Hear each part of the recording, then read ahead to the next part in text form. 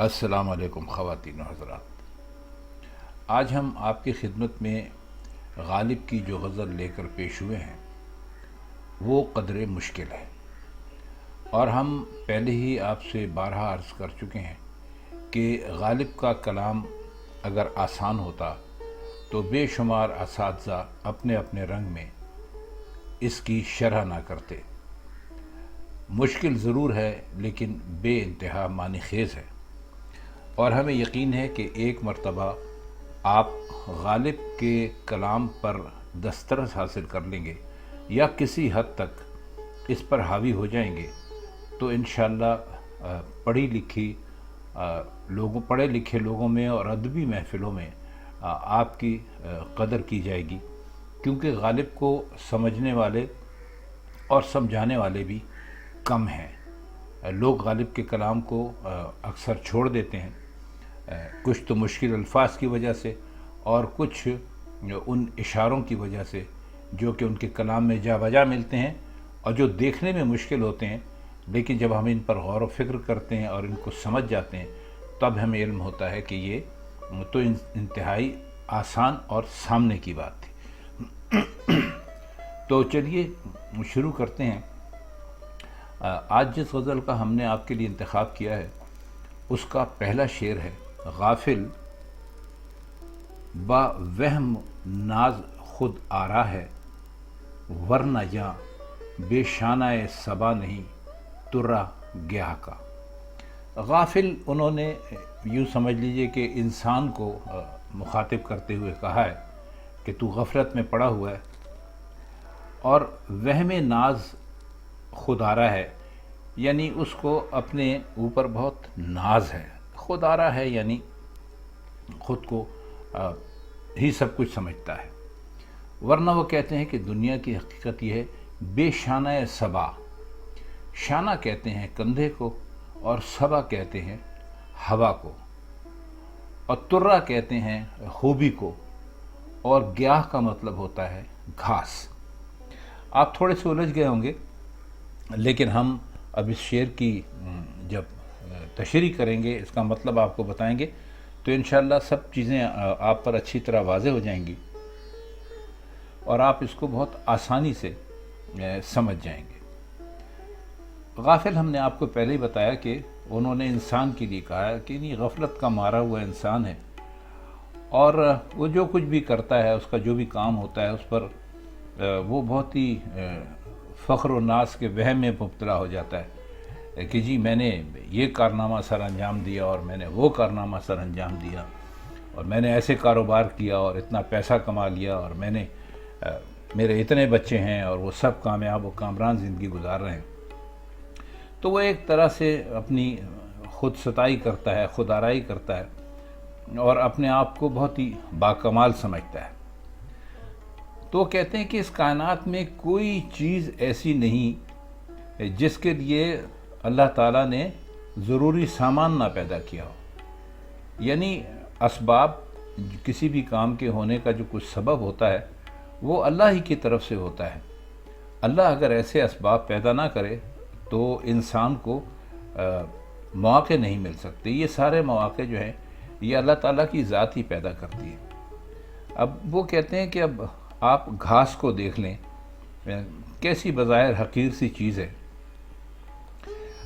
لیکن آپ کو کیسے سلجھی ہوئی نظر آتی ہے، اور اس کی جو زلفیں ہیں گھاس کی، یعنی جو گھاس ہوتی ہے اس کو اتنی خوبصورتی دینا اور اس خوبصورتی سے سجانے کے لیے کیسی نرم نرم ہوا چلتی رہتی ہے۔ گھاس کی مثال اس لیے انہوں نے دی ہے کہ یہ عام ہے اور ہر کوئی اسے دیکھتا ہے اور دیکھ سکتا ہے، تو اس کی خوبصورتی کے لیے ہوا ہی ایک شانے کا کام دیتی ہے۔ یہ مثال اس لیے بھی لائے ہیں کہ خود انسان گھاس کی تنکی کی طرح بے حقیقت ہے، اور اس کی بے حقیقتی ظاہر کرنے کے لیے یہ ایک انتہائی عمدہ مثال ہے۔ انسان کو یہ ضرور چاہیے کہ وہ ہر وقت جد و جہد میں لگا رہے اور صبر و سکون سے کام کرے، لیکن اس کا مطلب یہ نہیں کہ وہ سب کچھ اپنا ہی کارنامہ اور اپنی کارکردگی کا نتیجہ قرار دے دے۔ تو اللہ تعالیٰ جو ہے اس کو بھولنا نہیں چاہیے، جو دنیا کے ہر کام کا ذمہ دار ہے اور سب اسی کی ذات میں پناہ لیتے ہیں، اور اس کے بغیر تو کوئی کامیابی ممکن ہی نہیں ہے۔ تو یہ ایک طرح سے شکر کرنے کا اور ایک طرح سے حمدیہ شعر اس کو کہہ سکتے ہیں۔ تو آپ اس شعر کو آپ نے اس کا مطلب سنا، اس کا آپ مطلب اس کے مشکل الفاظ کے ساتھ ایک مرتبہ پھر سنیں گے تو انشاءاللہ ساری بات آپ پر اچھی طرح واضح ہو جائے گی۔ اس کا دوسرا شعر ہے کہ بزم قدا سے عیش تمنا نہ رکھ کے رنگ، صید زد دام جستہ ہے اس دام گاہ کا۔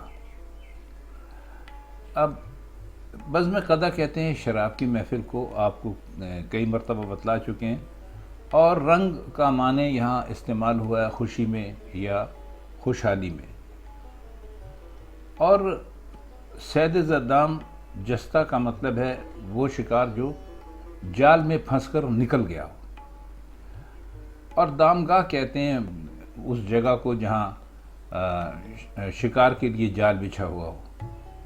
تو یہاں ان کی مراد جو ہے وہ شراب خانے سے ہے۔ تو کہتے ہیں کہ شراب نوشی کی محفل، عام تصور تو یہ ہے کہ بھئی یہ عیش و عشرت کا بہت بڑا ذریعہ ہے، لیکن وہ یہ بھی کہتے ہیں کہ اس محفل سے بھی عیش کی توقع نہیں رکھنی چاہیے، کیونکہ اس کی جو خوشی یا شادمانی اور خوشحالی ہے وہ ایک شکار ہے جو اس شکار گاہ کے جال میں پھنس کر نکل چکا ہے۔ تو جو شکار جال میں پھنس کر نکل جائے وہ پھر آسانی سے نہیں پھنس سکتا، مطلب وہ ہوشیار ہو جاتا ہے۔ تو مطلب یہ ہے کہ اس دنیا میں شراب نوشی کی محفل کو عیش و عشرت کا سب سے بڑا ذریعہ سمجھا جاتا ہے، لیکن سچ تو یہ ہے کہ یہ عیش بھی بالکل عارضی ہے اور بے حیثیت ہے۔ تو شعر میں جو رنگ کا لفظ انہوں نے استعمال کیا ہے اس سے ایک مقصد تو یہ ہے کہ عیش اور بزم شراب سے اس کا مناسبت بنتی ہے۔ دوسرا پہلو یہ بھی نکلتا ہے کہ شراب پی کر جو چہرے پر جو رونق اور رنگینی سی آ جاتی ہے، کسی کا چہرہ سرخ ہو جاتا ہے، کسی کی آنکھیں چمکنے لگتی ہیں، تو وہ بھی ایک عارضی ہی قسم کی چیز ہوتی ہے۔ اب اگلا شعر ہے، رحمت اگر قبول کرے کیا بعید ہے، شرمندگی سے عذر نہ کرنا گناہ کا۔ عذر آپ جانتے ہیں بہانے کو کہتے ہیں، اور بعید کیا بعید ہے سے کہتے ہیں کہ بھئی کیا تعجب ہے اس بات میں، کیا یہ ممکن ہے۔ تو گناہ کا مطلب آپ کو پتہ ہے۔ تو وہ کہہ یہ رہے ہیں کہ میں نے اتنے گناہ کیے ہیں کہ شرم اور ندامت کی وجہ سے میرے پاس ان کا کوئی عذر پیش کرنے کی ہمت ہی نہیں۔ تو اگر خدا کی رحمت گناہ کا عذر پیش کرنے کی بجائے میری اس شرم و ندامت کو قبول فرما لے تو کچھ عجیب بات نہیں ہوگی۔ تو اللہ کی بڑی مہربانی کہ وہ صرف میری ندامت دیکھے اور مجھے اس پر ہی معاف کر دے۔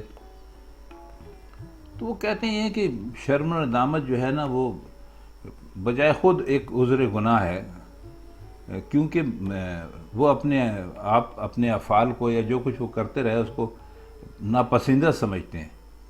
تو وہ کہتے ہیں کہ بس میرے پاس شرم و ندامت ہے، میں اللہ کے سامنے بس اس شرم و ندامت کے ساتھ ہی جاؤں گا، اور اللہ میاں کی ذات سے کیا بعید کہ وہ تو بہت معاف کرنے والے ہیں کہ وہ میری اس شرمندگی کو دیکھ کر مجھے معاف کر دیں۔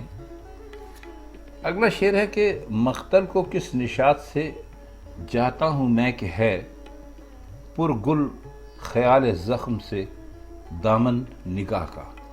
مقتل اس جگہ کو کہتے ہیں کہ جہاں پر قتل کیے جاتے ہیں، سزا دی جاتی ہے، اور نشاط خوشی کو کہتے ہیں۔ تو پر گل یعنی پھولوں سے بھرا ہوا، خیال زخم سے ہے دامن نگاہ کا۔ اب اس میں